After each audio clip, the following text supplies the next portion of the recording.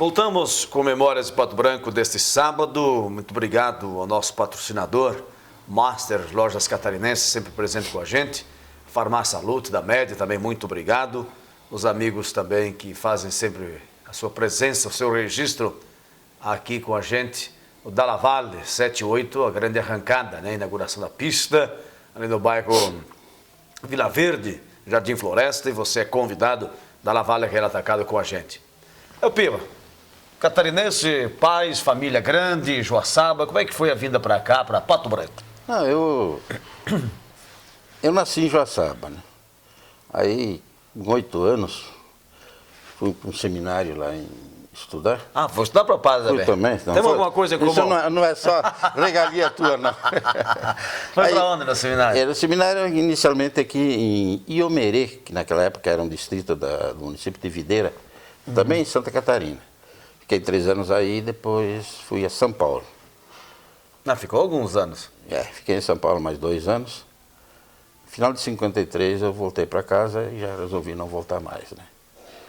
Aí lá comecei a estudar lá, fiz a Escola Técnica de Comércio lá, me formei. Depois fiz o tiro de guerra. Completado o tiro de guerra, que terminou em 57, no finalzinho de 57, um tio meu que residia aqui, Egídio Breda, não sei se chegou. Egídio Breda. Sim, ele morou aqui muito tempo, depois foi para Maravilha junto com os filhos lá, e lá ele faleceu, já é um senhor de idade. Ele conseguiu um emprego para mim aqui. Veio trabalhar no que aqui? Eu vim como contador de uma firma aqui, Indústria de Produtos Suínos, limitada, que era do seu Francisco Gabriel Neto, José Gabriel, da família Gabriel, né, inclusive do seu Ângelo Gabriel. Pai é lá que ele sua Osvaldo. Amizade estreita com o Dr. Osvaldo Gabriel. Sim, aquilo lá já com os pais dele, com o pai, a mãe dele, os tios dele, tudo trabalhei muito tempo com o seu Francisco, né. Então eu vim trabalhar aqui, né. A família sua de quantos filhos, de quantos irmãos? Nós éramos em 2 irmãos e 2 irmãs. Poucos. Meu irmão mais novo, mais tarde veio trabalhar comigo quando estava no cartório, e agora ele é escrivão do crime em 2 vizinhos. 2 vizinhos. Uma irmã mora ali na Vila do Segredo, aí, né? Que meu cunhado tem a loja Renner lá. E a outra mora em Florianópolis. Os pais chegaram a vir para o Paraná também ou não? Sim. Em 69, final de 68, começo de 69, meu irmão tinha assumido o cartório lá em 2 vizinhos, e então trouxe meus pais a morar com ele lá. Moraram em 2 vizinhos? Moraram em 2 vizinhos até faleceram lá também. Com que idade, como é que era o do pai e da mãe? Meu pai faleceu, meu pai é Gasto João Piva. Como? Gasto, de gastado mesmo. Gasto? Gasto. O nome Gasto? Gasto, João. Gasto João Piva.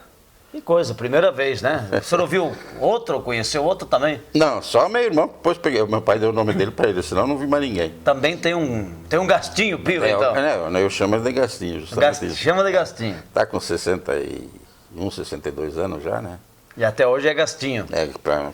Para mim e para minhas irmãs é o Gastinho. Certo. E a mamãe? E a mãe faleceu faz 6 anos. 6 anos. Aí em 2 vizinhos. É pouco tempo, já com uma idade avançada. Sim. A idade estava bem avançada. Meu pai faleceu fazem, quero ver, foi em 83. 83. Ele tinha 70 anos, né? Podia ter ido mais longe, né? Ele vinha mais longe, sim. É que ele teve um princípio assim, de infarte, e depois começou a se tratar disso. Nós levamos, inclusive, no hospital lá da Beneficência Portuguesa, em São Paulo, para ver se operava, né? Mas como os rins não funcionavam, certo? O médico, Adíbio Jatê, né? Aquele que foi ministro da Saúde, não quis operar. Então ficou de fazer um tratamento, mas o velho ficou 1 mês e meio sofrendo lá no hospital, disse, ninguém me leva mais de volta. E o senhor teve um contato direto com o Adíbio Jatê, então? Não, eu não cheguei a ter. Não chegou a ter? Meu irmão teve, mas eu não. O senhor não chegou a ter. Bom, então chegou um rapaz com que idade aqui? 19 anos. 19 anos, trabalhando com o Gabriel. E daí, como é que foi a vida daí pra frente? Solteiro? Você veja bem, eu saí de uma cidade, já sabe, era uma cidade Era pequena na época, mas maior que Pato Branco naquela época. Hoje nem compara. Tinha Hoje indústria de trilhadeira lá, não era? tinha trilhadeira, tinha... A vencedora? É, a vencedora. Famosa? É.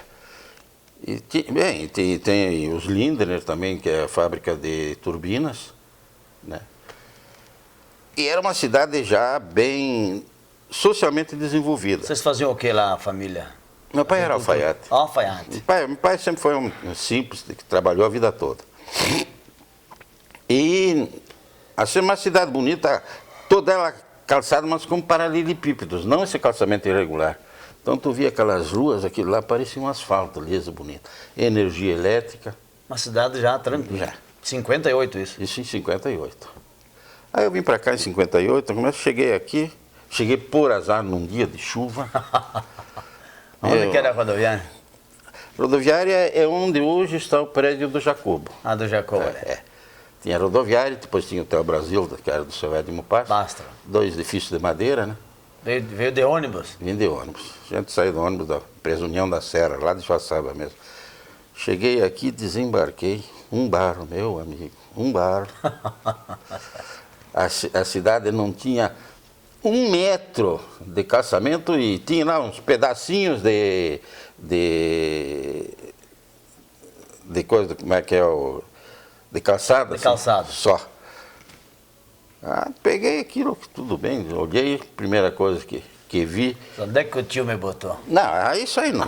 Mas eu tenho uma coisa, eu me adapto tudo, faço em qualquer lugar. Primeira vista que eu tive, eu olhei a praça, né? A igrejinha de Pato Branco lá. Uma igrejinha de madeira, bem no centro da praça. Até bonito, viu? Hoje eu me lembro daquilo, a primeira impressão que eu tive da igreja de Pato Branco, apesar de uma igrejinha de madeira e velha, achei bem interessante e bonita, viu? Aí fui caminhando, meu tio tinha dito mais ou menos onde é que residia. Que hora chegou da tarde? À tarde, de manhã? Eram 3 horas, 3 da tarde. Saía de Joaçaba às 5 ou 6 horas da manhã e não tinha asfalto, nada. Até aqui. Não, só estrada de chão. Ônibus encorrentado. Ônibus encorrentado e tudo. E vim, cheguei aí já fiquei lá, foi na casa do meu tio. Meu tio já pegou, me levou lá no escritório do Gabriel. O escritório do Gabriel fica... Era na esquina da rua Ibiporã, com aquela que desce... Tapajós, eu acho. Tapajós. Aquela que termina no... Isso, a casinha do Papai Noel. A casinha do Papai Noel. Tapajós. Então na esquina tinha o... Onde está o edifício Monte Carlo, por aí? Não, na frente tem ela desce assim, e era Ibiporã, que é a esquina do lado de cá. Era do seu Riceiro Morelato a casa. E o Gabriel tinha um escritório lá, né? Então eu fui lá, me apresentou, já comecei a trabalhar. Papel, nota? Não, era contador, eu então fazia, encarregado de fazer as notas, a compra também, porque eles compravam suínos, né? Então eu tinha que fazer os cálculos, tudo para os colonos que traziam. Ainda já tocavam a pé ou já tinha caminhão? Nessa época já... Não, nessa época não. Nessa época já era tudo caminhão. Já tudo caminhão? Tudo caminhão, não tinha mais. Naquela época a pé foi até uns anos antes, né? Até uns anos antes. Inclusive o avô da minha esposa cansou de levar tropas de suínos para a União da Vitória. Bom, e o moço com 19 anos, para trabalhar, era um status na cidade. Trabalhar no escritório, contabilidade, chegou um contador. Na realidade havia 2, 3, 4 contadores, mais ou menos isso. Tinha eu, tinha o Astério, tinha o Valdir Guerra, que era o Guerrinha, o Benedito Busato. E quem mais? Tinha o doutor João Cardoso, que era também contador, mas era advogado, mas não existia função. E tinha mais 1 ou 2, né? Mas era assim. Naquela época, o contador, mesmo formado, tinha o status do advogado de hoje. Do advogado de hoje, né? Bom, quanto tempo ficou então com os Gabriel? Eu fiquei 3 anos com eles. 3 anos. 3 anos. O que motivou a saída? Trocou para ir aonde daí? Não, é que eu cheguei depois de um tempo, eu fui pedir um aumento para ele, mas a firma não estava indo bem. Ele não me deu e veio um outro senhor lá de Chapecó. Tu lembra o teu primeiro salário? Era 8 mil cruzeiros. 8 mil cruzeiros? Para quem ganhava lá em Joaçaba, ganhava 1.000 e poucos. cruzeiros, né? Então se calcula a diferença, né? Nossa, veio. Ah, vim Estufava a goiaca. E aí, veio um de Chapecó e tu fez uma proposta. Ele veio em Chapecó, Guarino Sela. Eles tinham lá numa vilazinha no interior de Chapecó, um quadro Fernando Machado se chamava, eles tinham lá um moinho, tinham uma casa de comércio, né? Aí compravam também produtos agrícolas. Então me pediu se eu queria, eu aceitei. Mas também fiquei pouco tempo, Foi para Chapecó daí? Não, eu ia só eu saía, ficava até final de semana eu vinha para cá. Ficava aqui? Ah, eu vinha namorar, né? Pois é, aí que entra um capítulo importante da sua vida. Eu vinha namorar, eu não ia deixar a mulher sozinha aqui. Quando é que você começou a namorar e como é que achou a namorada? Eu sempre tenho que contar, foi uma piada, viu? Eu cheguei aqui, rapazinho, nunca fui... 19 anos. 8 mil cruzeiros. Mas nunca foi assim metido. Certo. Mas ia numa cidadezinha bem mais bonita. Claro. Cheguei, fui lá, quando meu tio levou lá no Gabriel, né? Então o Gabriel foi me apresentar, mostrar, eles tinham um açougue, né? Aí mostrou isso aqui, o seu Marcelino, açougueiro nosso. E lá me mostrou, a de janeiro, a nossa caixa. Eu olhei, até que tem umas caipirinhas bonitas aqui, né? Aí peguei e tal, né? Mas começando a trabalhar junto, começou aquele contato e tudo, né? No fim, a caipirinha me laçou. Ficou a princesa da tua vida. Ficou. Até hoje, graças a Deus, vivemos juntos. Quantos anos é casado? Você veja bem, casamos em 60, né? 60. 48. 48 anos. Que 2 anos vão ter festa, então. Que é 2 anos, se Deus quiser, né? Com certeza, vai querer. Acho que vai. Também os dois, graças a Deus. Graças a Deus. Como diz, o pedaço que faltava a gente achou, né? Claro. E a maior alegria e felicidade de ter essa companheira que sempre me ajudou, me deu uma mão, me ajudou, né? Embora não seja uma pessoa que não tenha estudo, mas sempre me deu um apoio muito grande, né? E é com você nas idas e vindas sempre? Sempre. Solícita. Que família que é, dona de Janeiro? Dalla Valle. Dalla Valle. E o namoro como é que foi? Muito baile? Não. Você falar a verdade, não. Uma que eu não era de baile. Eu não sei dançar. Ela também não é muito de baile. Até hoje a gente mantém uma vida até meio retraída, que eu, no final de semana, fiquei em casa. Não era assim. Era um namoro tranquilo. Final de semana eu ia na casa dela, né? Demorou tempo para conseguir posar na casa da noiva ou não? Nunca dormiu? Nunca dormi. Nunca dormiu? Nunca. O sogro, como é que era o nome? Não, o seu Marcelino? Marcelino? Não era. Viu? Os pais do Darnes, né? Não, os pais do Darnes. O Darnes é um amigo, além de cunhado, um amigo direto, com uma coisa medonha, barbaridade. Mas não é, naquela época a gente não tinha esse costume, viu? Eu inclusive, respeitava a família, viu? E, lógico, o namoro que a gente sempre tinha o namoro correto e tudo, né? Não punha carroça na frente dos bois, né? E acho que isso talvez ajudou bastante no nosso relacionamento até hoje, né? Desse amor, dessa vida com o João, quantos filhos? Nós tivemos quatro rapazes. Quatro rapazes. Um faleceu com 1 mês e pouco. Outro faleceu, questão de 14, daquele do acidente. E tem mais 2 em casa. Mais 2 rapazes também em casa. Tem netos já ou ainda não? Não. Não tem netos? Não, e pelo jeito vai demorar. Pelo jeito vai demorar. Mas quem sabe um dia vai ter um correndo por aí. Quem sabe, né? Um prazer, né? Vamos voltar então com a vida do Léo Piva, ainda fazendo essa ponte Chapecó-Pato Branco. Quanto tempo durou isso? Isso durou pouco tempo. Durou pouco tempo porque você veja bem, em 58, aliás, em 58, em 60, o Tomazoni se elegeu prefeito. Então me convidou para mim assumir a contadoria da prefeitura. Então eu fiquei aqui, assumi como contador da prefeitura. Fiquei até maio de 62. A prefeitura era Aí onde? eu fui nomeado. A prefeitura é onde hoje é no Banco do Brasil. Banco do Brasil. Era de madeira, como é que Era um prédio de 2 andares de madeira. 2 andares de madeira. Naquele tempo não tinha IPTU, ainda não estava legalizado nada. Ah, Já era 60. difícil, viu? Era difícil. Tinha os impostos, tinha, mas o município vivia, a renda do município era mínima, viu? Tinha a renda da legalização dos lotes na cidade, da planta da cidade, né? Então, a maior renda provinha dali. E vinha, tá certo, os retornos estaduais, tudo, mas a renda era mínima, viu? O Grefe começou a abertura das ruas, teve algumas encrencas na Tupi, lá do Fazulin, que não conseguiu mexer. Tu lembra alguma coisa disso? Depois do Tomazoni continua. Como é que foi preparar a base da cidade hoje com as ruas como elas estão?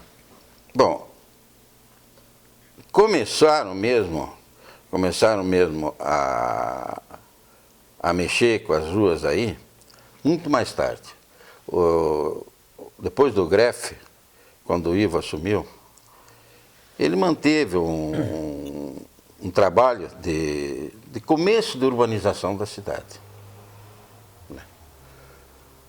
E deixou tudo bem encaminhado.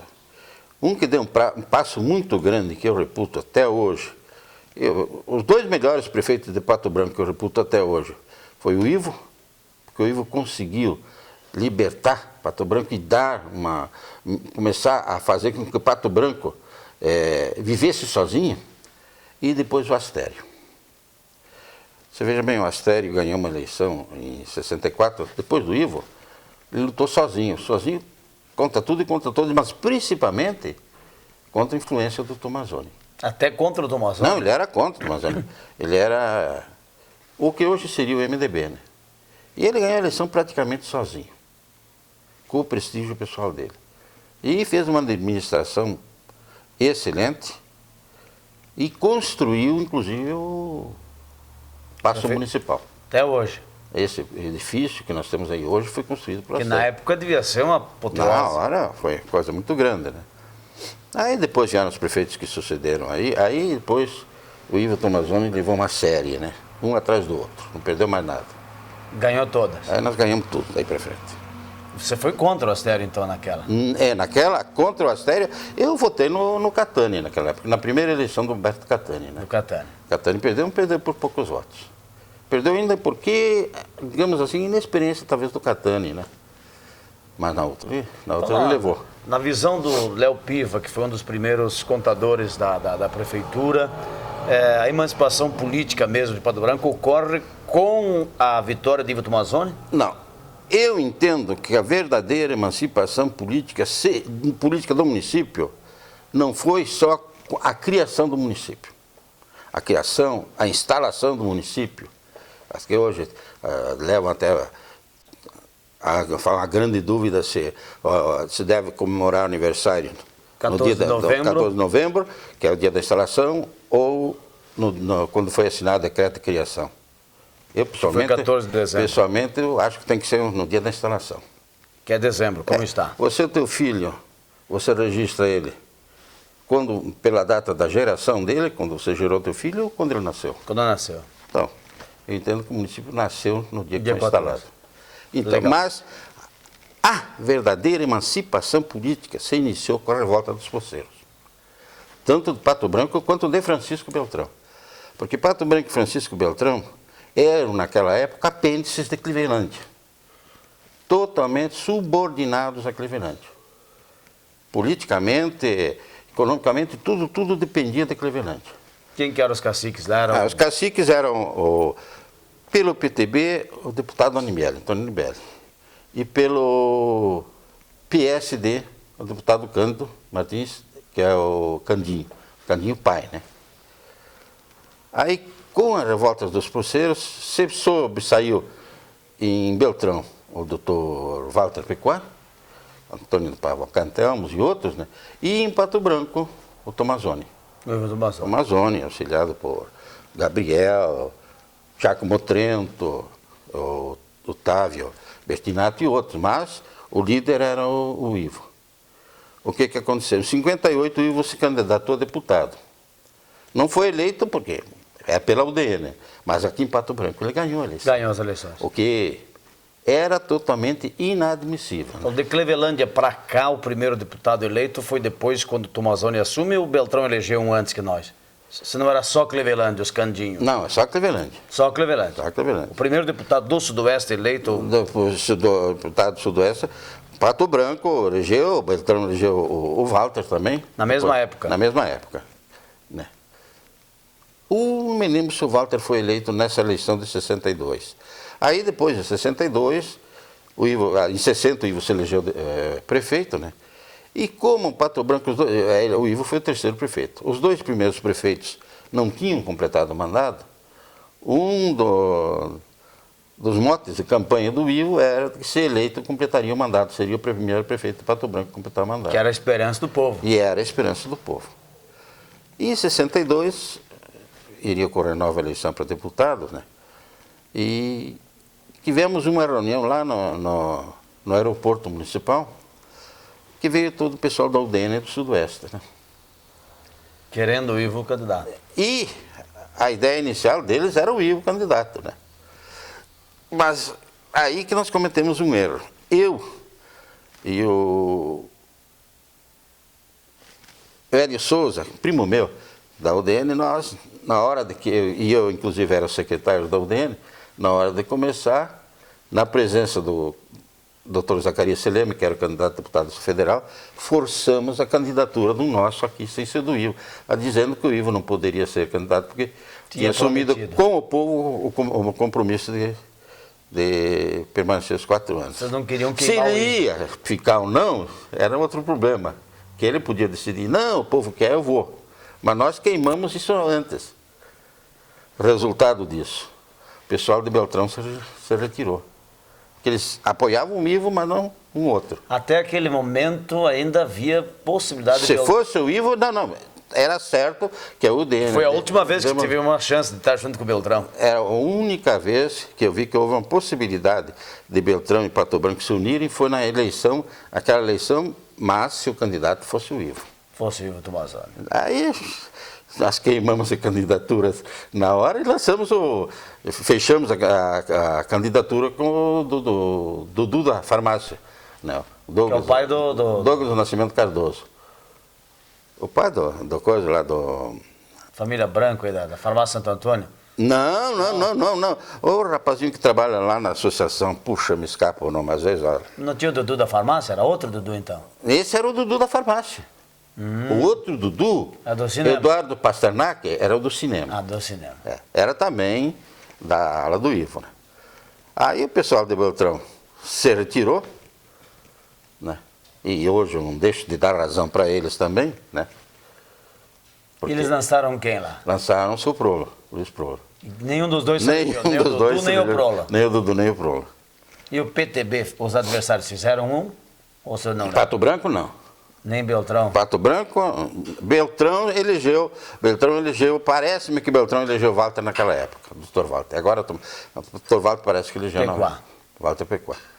E aí que Clevelândia, a família Martins lançou Arnaldo Busato. Em 62. Que o Arnaldo Busato era genro do Dr. Cândido, né? O Dr. Cândido se retirou e o Arnaldo foi candidato.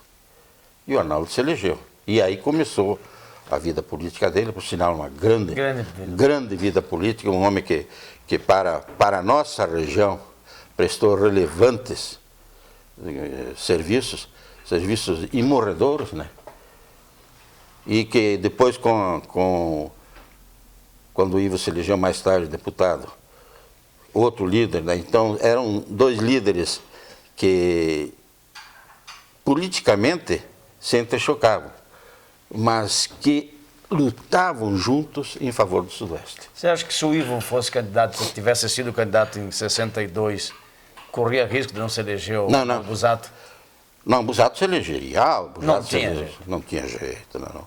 Busato se elegeria. Os Candinhos era fogo. Não, a família, aí seu coronel Manuel Martins e os demais coronéis da região, eles tinham a força política dele, que merece respeito ainda, a gente tem que respeitar.